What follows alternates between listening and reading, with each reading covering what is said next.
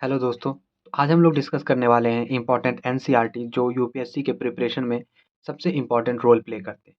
तो सबसे पहले 2023 के प्रीलिम्स के बारे में बता दें कि अब बस 73 डेज़ बचे हैं और मुझे लगता है जब ये वीडियो ऑनलाइन होगा, पब्लिक होगा तब तक शायद 72 दिन बचे होंगे। सो आई होप आप लोग अच्छे से पढ़ रहे हैं। तो स्पेशली ये वीडियो 2024 एस्पिरेंट्स के लिए है, जो जिन्होंने अभी अपना प्रिपरेशन स्टार्ट किया है। तो देखिए जो इम्पोर्टेंट एनसीईआरटीज़ हैं, तो सबसे पहला आता है एंशिएंट हिस्ट्री।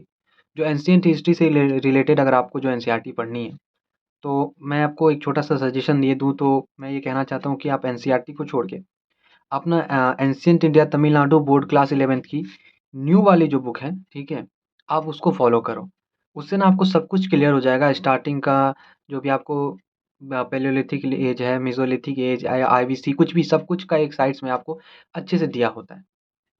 और अगर आप वो नहीं फ़ॉलो कर पा रहे हैं तो आप क्लास 6 का एनसीईआरटी कर सकते हैं। क्लास 12th में 3 हिस्ट्री की बुक है, उसका जो पहला बुक है आप उसको कवर करोगे तो आपका एंशिएंट हिस्ट्री हो जाएगा। तो जो एंशिएंट हिस्ट्री के लिए है तमिलनाडु बोर्ड की क्लास 11th वाली बुक, फर्स्ट प्रेफ़रेंस आपको इसी को देना है। अगर आप ये अच्छे से कर लेते हो तभी आप करो। वैसे आर एस शर्मा पढ़ते हैं लेकिन मुझे नहीं लगता कोई उतना वर्थ है। फिर आता है मिडावल हिस्ट्री, इसके लिए भी तमिलनाडु बोर्ड के क्लास 11th की जो एनसीईआरटी है वो भी न्यू वाली पढ़नी है, पुरानी वाली नहीं पढ़नी है, बस न्यू वाली पढ़नी है। आप वो पढ़ सकते हो, नहीं तो क्लास 7th की एनसीईआरटी आती है और क्लास 12th का सेक्शन बी वाला है, आप वो कर सकते हो। फिर बात आता है भैया मॉडर्न हिस्ट्री का। इससे पहले भी मेरी बहुत सारी वीडियोज़ हैं मॉडर्न हिस्ट्री पे। मैंने एंशिएंट हिस्ट्री भी बनाया है 2023 प्रीलिम्स के लिए कि कौन-कौन से इंपॉर्टेंट टॉपिक्स हैं जिससे क्वेश्चंस आते हैं और क्या अगर हम लोग वो टॉपिक करके जाएँ तो हम लोगों का मतलब कितने क्वेश्चन हम लोग सॉल्व कर पाएँगे। तो आप वो वीडियो देख लीजिएगा। फिर अब बात करते हैं मॉडर्न हिस्ट्री का, तो मॉडर्न हिस्ट्री में आपको मॉडर्न इंडिया बिपिन चंद्रा की एक बुक है, आप वो कर सकते हो।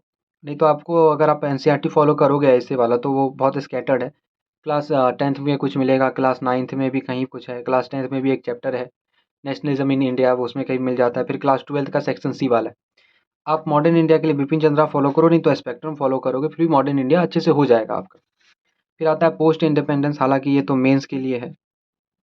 तो आप इसमें क्लास 12th की एक बुक है politics in India since independence, आप ये वाली बुक को अच्छे से फ़ॉलो करोगे तो आपका ये वाला सेक्शन कंप्लीट हो जाएगा।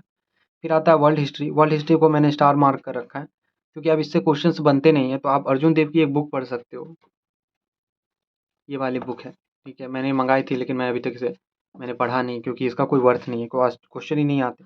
फिर बात आता है आर्ट एंड कल्चर के लिए, आर्ट एंड कल्चर के लिए आप फाइन आर्ट्स की बुक पढ़ सकते हो, क्लास 11th की है एनसीईआरटी। और जब आप ये कंप्लीट कर लो तभी आप ना नितिन सिंघानिया पढ़ना। नितिन सिंघानिया को में क्या है कि बहुत बल्की बुक है और उसके ना कुछ चैप्टर ही पढ़ने हैं, जैसे आप आर्किटेक्चर पढ़ोगे, ठीक है? आर्ट एंड आर्टिफैक्ट्स पढ़ोगे, कुछ कॉइन से रिलेटेड क्वेश्चन आ जाते हैं कभी-कभी वो देखोगे। तो ये आर्ट एंड कल्चर की बात हो गई। अब बात करते हैं हम लोग इकोनॉमी का। इकोनॉमी के लिए जो है क्लास 11th का वैसे तो सब लोग मृणाल सर को फॉलो करते हैं, लेकिन आप स्टार्ट कर रहे हो अपना प्रिपरेशन तो क्लास 11th का इंडियन इकोनॉमिक डेवलपमेंट आप कर सकते हो। इसमें आपको एलपीजी रिफॉर्म या इंडिपेंडेंस आज़ादी के बाद क्या-क्या हुआ सब कुछ, उसका एक सही सीक्वेंस दिया है। मैं आप लोगों को सजेस्ट नहीं करूँगा कि क्लास 12th का माइक्रो या मैक्रो इकोनॉमिक्स पढ़ो, क्योंकि वो बहुत मतलब ऐसे लिखा है कि सिंपल लैंग्वेज में है ही नहीं, समझ ही नहीं पाओगे उसके बहुत सारे टर्म्स। तो उसके लिए आप तमिलनाडु बोर्ड का फॉलो कर सकते हैं, माइक्रो एंड मैक्रो इकोनॉमिक्स। इसमें आपको वो पार्ट कवर हो जाएगा। और नहीं तो आप मृणाल सर को तो कर ही सकते हैं, पता ही है आपको कि ये कौन है। तो अभी तक हम लोग एंशिएंट हिस्ट्री का कर लिया सब कुछ हम लोगों ने, अब आते हैं पॉलिटी। पॉलिटी के लिए जो आपके पास एक सोर्स होना चाहिए, वो है क्लास 11th का इंडियन कॉन्स्टिट्यूशन एट वर्क। आप इस बुक को फॉलो करो, अच्छे से पढ़ोगे तो इसमें सारे बेसिक कॉन्सेप्ट आपके अच्छे से क्लियर हो जाएँगे, राइट्स भी अच्छे से क्लियर होगा, डेमोक्रेसी क्या है, कॉन्स्टिट्यूशन असेंबली का डिबेट-विबेट सब अच्छे से क्लियर हो जाता है। फिर आता है पॉलिटिकल थ्योरी क्लास 11th का, आप इसे भी पढ़ सकते हो। और ये लक्ष्मीकांत, ये तो पता ही है आपको कि क्यों पढ़ना है, और हालाँकि मेरी मेरी एक वो मैंने एक और बुक का रिव्यू किया था, वो भी पढ़ सकते हो पवनी सर की।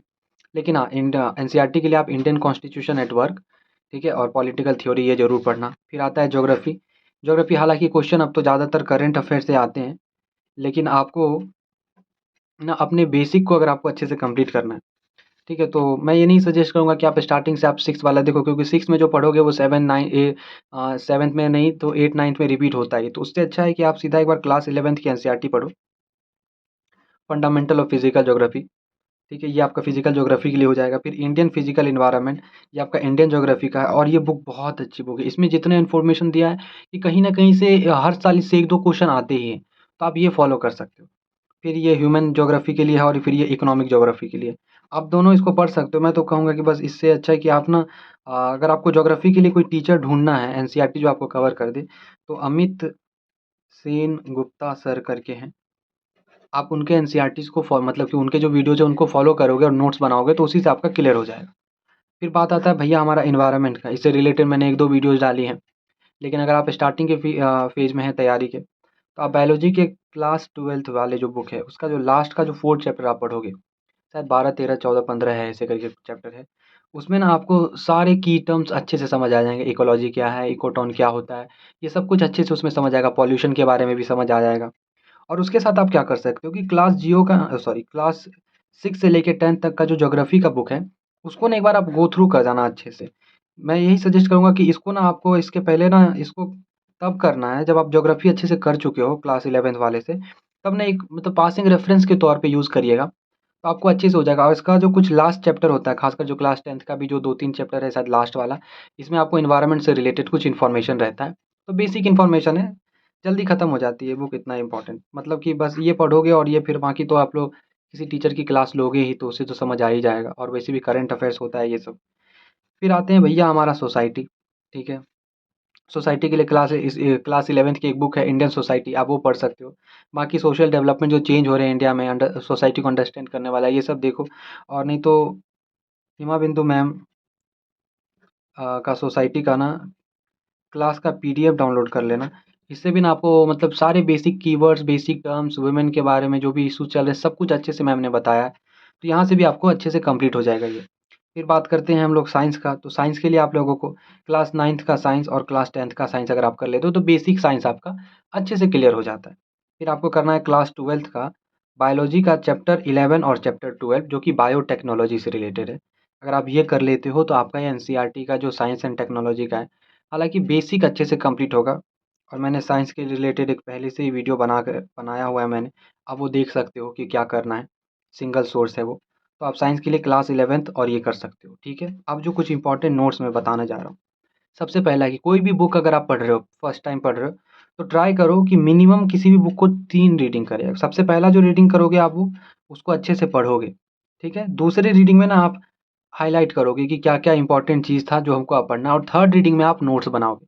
फर्स्ट रीडिंग में बस अच्छे से पढ़ना है, अंडरस्टैंड करना है, सेकंड रीडिंग में आपको लाइन लगाना, ठीक है? अंडरलाइन करना, और थर्ड रीडिंग में नोट्स बनाने हैं।